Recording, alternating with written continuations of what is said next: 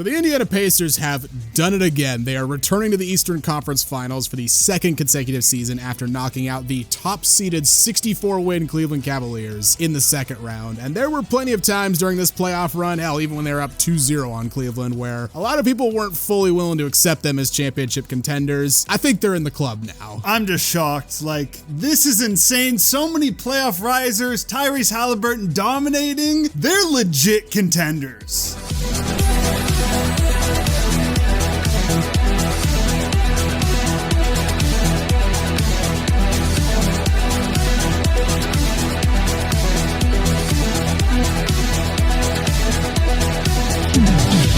Before we start talking about the Pacers, if you haven't already, make sure you give this video a like, give us a subscribe, and hit that notification bell so you never miss out on one of our videos. So I know Pacers fans are probably utterly terrified right now, considering what our last video was about and the fate that befell that team in the immediate aftermath. So Pacers fans, don't click off the video, obviously. Leave a like, subscribe, all that good stuff. But, maybe shield your eyes a little bit. Also, fun fact, the Pacers are one of only 2 teams that in our 2.5 years of making videos on this channel, we've never made a video solely dedicated to them. So Indiana, you hid from us for long enough, but you know what? Everyone gets the synthetic sports curse at some point, and now it's your guys' turn. Yeah, only other team is Utah, which... they're in hell already. Yeah, do we really need to curse them? Like, their last hope was getting Cooper Flag. That didn't happen, so be a while before we talk about them. The Pacers were coming off an Eastern Conference Finals appearance. Personally, I didn't have a ton of faith in them. Kind of thought they were like a dark horse team going into the season, maybe like a second round exit. Well, I had no faith. Yeah, you absolutely zero faith in this team. I think in our predictions video, I said first round exit, something like that. I mean, to be fair, that's what you picked going into the playoffs as well. I'm on fire with just so many takes this playoffs. Yeah, we both are.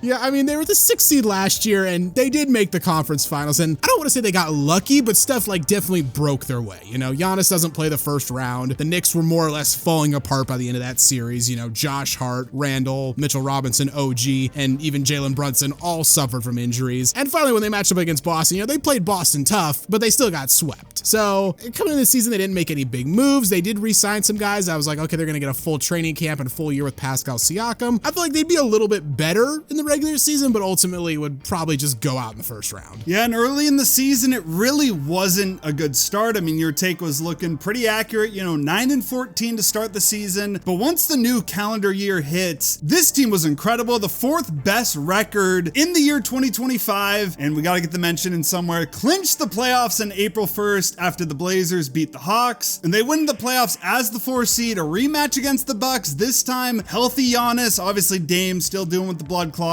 I picked Indiana. I thought Indiana in 7. I know, yeah, as we mentioned, you had Milwaukee, and the Pacers just gave them the business, to be honest. Hammered them twice in Indiana in games 1 and 2. Hammered them in game 4 after Dame went down with the injury, and then completed one of the craziest comebacks in NBA playoff history. We already went over this in our video on the first round, so not going to go too deep, but to come back from a 7-point deficit with 39 seconds left, I mean, pretty sure the last 25 years that had only happened one other time, and it was the Thunder's insane comeback against the Clippers back, 10 years ago at this point. So even then, I still didn't believe. I was just like, man, Milwaukee's way worse than I thought they were.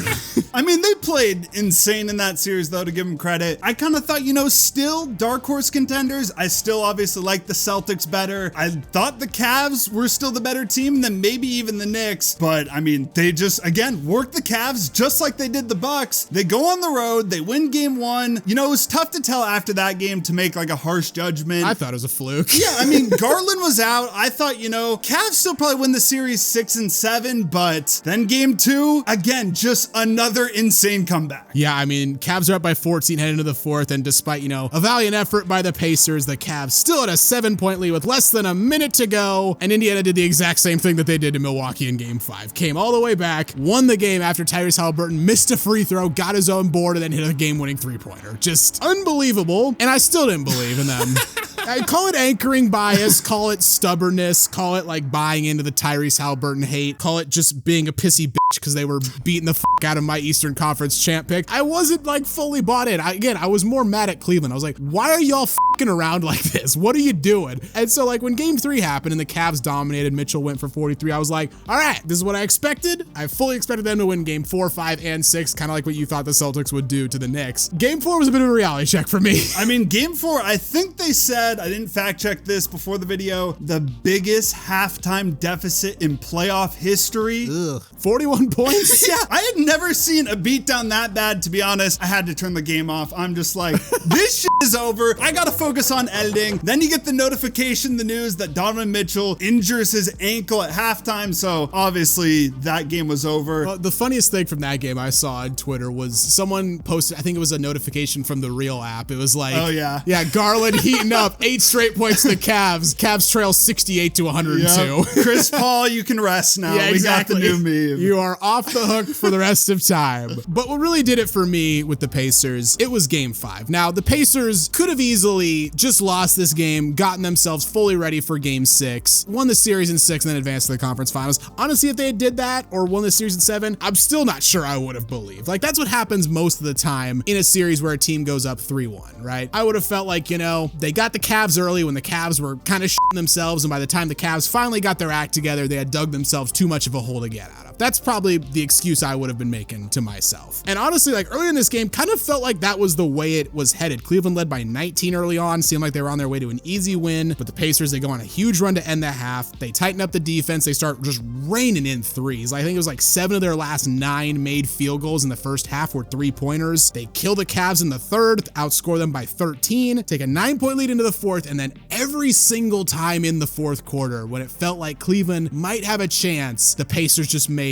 big play after big play. Now, to be fair, Cleveland shot themselves in the foot plenty of times. Donovan Mitchell missing 3 straight free throws. What the fuck was that about? I don't know. I was straight shocked by that. But for the Pacers, there's so many guys that deserve shout outs. But I think maybe in some ways more than anyone, Miles Turner, there was like a 6-year stretch where every time at the trade deadline, this dude was in trade rumors. Specifically to the Lakers. Yeah, well, specifically to the Lakers, but yeah, just in general. But he stayed there the entire time. And the Pacers got to be hugging themselves for keeping him. Just the perfect big in the NBA, great defender, 3-point shooter, hit that 3 with 23 seconds left to truly just seal things. A remarkable win. Like you said, most of the time, young teams especially, they seal these type of series, game 6 on your home court. In front of like a raucous playoff crowd, right? But just, it feels like they make damn near every 3 they take. Yeah, exactly.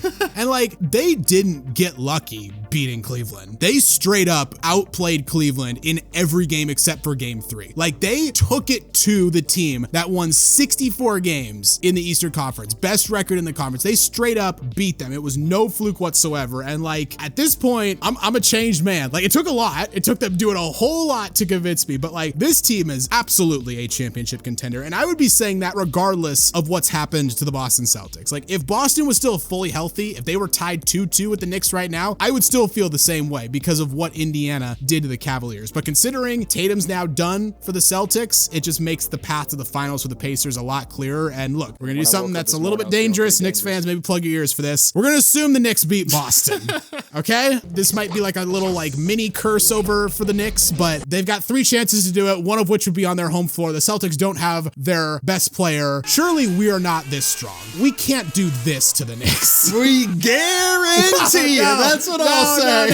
No. Yeah, if we somehow curse this, we're just next level. And that is such an intriguing playoff series. Like, another just gonna be great playoff series, at least should be. The classic rivalry of the 90s. You know, bring in Reggie Miller. He might be doing the TNT game. Spike Lee. Like, we're really going back at it. Oh, they need to get Spike on like the pregame if Reggie's doing commentary. A little skit or something too. And Haliburton versus Brunson, the 2 clutchest players in the NBA all season. Brunson wins Clutch Player of the Year. Haliburton has to be like the runner-up if they had that. And I mean, I know you're gonna love this moment. And you gotta have to throw it back. It's over Twitter. The Friday night SmackDown rematch. It's honestly just beautiful to see. It's so great because like they go face to face. Haliburton's got fucking brass knuckles. Like, Brunson's got a chair. Like, you know, nothing's gonna happen obviously because it can't, because they're worth way too much. But just the fact that they try to convince you that these 2 multi-million-dollar NBA players are gonna throw down in the ring on a Friday night. Also, massive props to Wade Barrett on commentary for asking if this was game 8 when Brunson stepped over. When he stepped over like the fence or whatever. Triple H booked these two in like a TLC match for SummerSlam. Yeah. Like you could get other guys in there, maybe like a Logan Paul or, you know, LA Knight, the two guys there where they could protect him, right? Tag match. Do it. It'd be amazing. Obviously, also rematch of the conference semifinals from last year, except the Knicks now have their new look roster. And they're all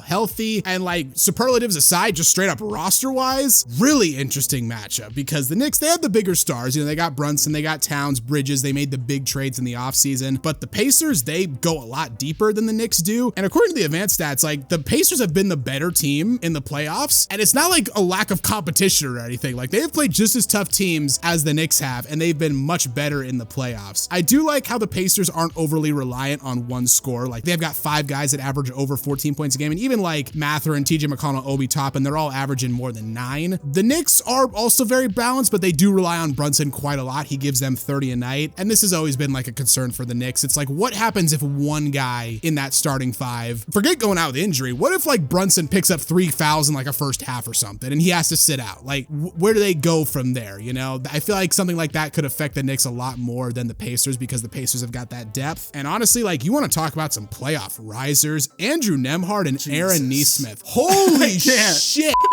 Looking at their stats, like regular season to playoffs, especially Nembhard, it's just ridiculous. Like I said, it feels like they hit damn near every 3 because over half the time, literally statistically, they are hitting 3-point shots. I mean, Nesmith shoots 43% from 3 in the regular season. That's good enough. He's 53% now. And Nembhard, he's gone from 29% in the regular season to 50%. That's unbelievable. I mean, the fact that this is his second year doing it, I honestly he did it last year. Yeah, yes. I feel like this is intentional, dude. Just like, you know, let me just chill for a little bit. Oh, playoff time, then I flip the switch, just ball out. Yeah, it's a really intriguing matchup. Knicks, obviously that insane starting 5, and then the Pacers, they're the deeper team. Not gonna make a pick yet, just out of respect to the point that we get to the series. You know, like we said, might curse this thing, but regardless, the Pacers are a legit championship contender. They're a team that, you know, has been so successful in their like franchise history, but haven't been able to get that title. So honestly, it would be great to see them finally get over the hump, make it back to the finals. But regardless, like look at the ages of their players, the playoff risers, Tyrese Haliburton, they're not going anywhere anytime soon. And you have to say it, this team is a legit contender.